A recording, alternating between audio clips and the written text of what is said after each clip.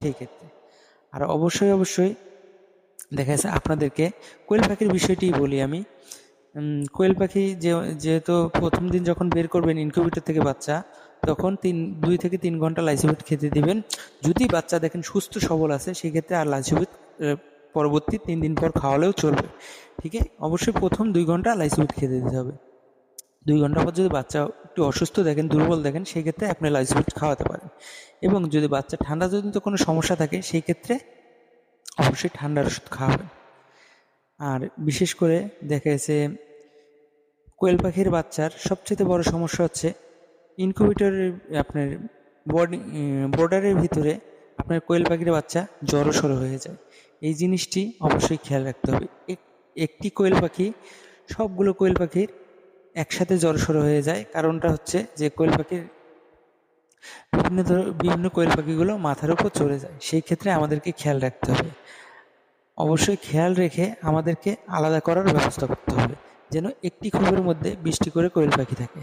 এরকম করে এই যে আমি যেভাবে আপনার তৈরি করেছি, এরকমভাবে আপনাদেরকে তৈরি করতে হবে, যেন একটি কোয়েল পাখিও আমার নষ্ট না হয়, ইনশাআল্লাহ।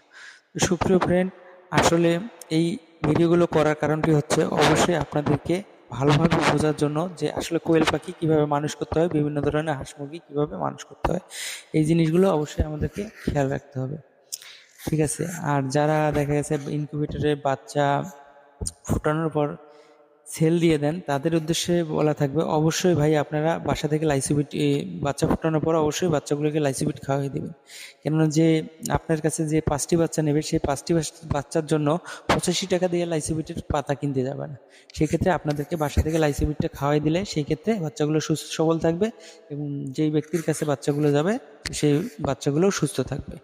এভাবেই অবশ্যই দিতে হবে। আর আমাদের আরেকটি কথা হচ্ছে যে আমরা বিশেষ করে মুরগির বাচ্চার ক্ষেত্রে অবশ্যই আমরা সতর্ক থাকব। যদি মুরগির বাচ্চা ফোটার 24 ঘন্টার মধ্যে আপনার ইনকিউবেটর থেকে বের করে ফেলতে হবে। 24 ঘন্টা, সর্বোচ্চ 24 ঘন্টা। 24 ঘন্টা পর মুরগির বাচ্চাগুলো বের করে অবশ্যই লাইসোবিট খাওয়াতে হবে। সুপ্রিয় ফ্রেন্ড, সবাই ভালো থাকবেন, সুস্থ থাকবেন এবং আমার মতো এভাবেই ইনকিউবেটর দিয়ে বাচ্চা ফোটানোর চেষ্টা করবেন ইনশাল্লাহ। আর যাদের অবশ্যই কোয়েল পাখি, দেশি মুরগি, ফার্মি মুরগি, হাঁস এই ধরনের বাচ্চা লাগবে, অবশ্যই আপনারা আমার ইনবক্সে যোগাযোগ করবেন। ইনশাল্লাহ অবশ্যই সবসময় বাচ্চা পাবেন। পর্যাপ্ত পরিমাণ বাচ্চা আমার কাছে সবসময় থেকে থাকে।